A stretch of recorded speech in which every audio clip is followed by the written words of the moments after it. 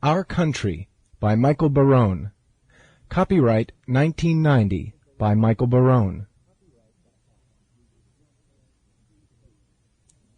Our Country by Michael Barone. This book is 670 pages long and is divided into 61 chapters. It will be read in two sections.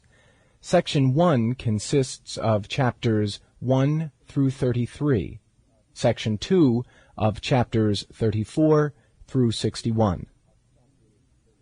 The book is subtitled, The Shaping of America from Roosevelt to Reagan.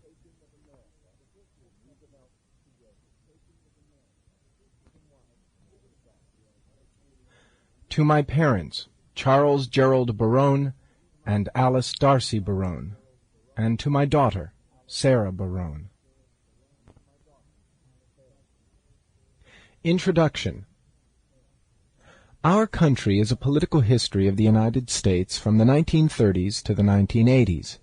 The narrative begins in 1930, when my parents were 10 years old, and ends in the month before 1989, when my daughter turned 10. I am trying to tell a public story, a story of public people and public events, but it is also a personal story, an attempt to understand how the country I was born and grew up in became the country I see about me today. The book is undergirded by three guiding theses. The first is that in the United States, politics more often divides Americans along cultural than along economic lines, and that the politics of economic redistribution in the 20 or so years after Franklin Roosevelt's New Deal is an exception that proves the rule. This contradicts the widespread assumption that American politics revolves around questions of economic distribution, over, in the words of the title of a classic political science book, who gets what, when, and how.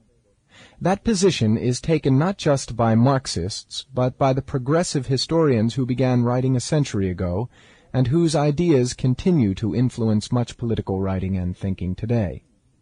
Yet over the long run, it is plain that politics more often divides us on cultural lines, along lines of region, race, ethnicity, religion, or personal values. This is what we should expect in a country which has always been affluent, and where economic upward mobility is the common experience, but where distinctive cultural identities and views are often lasting and tenacious. It is natural that our relatively enduring cultural origins and attitudes should be more important more often than our frequently fast-changing economic status. Sample complete. Ready to continue?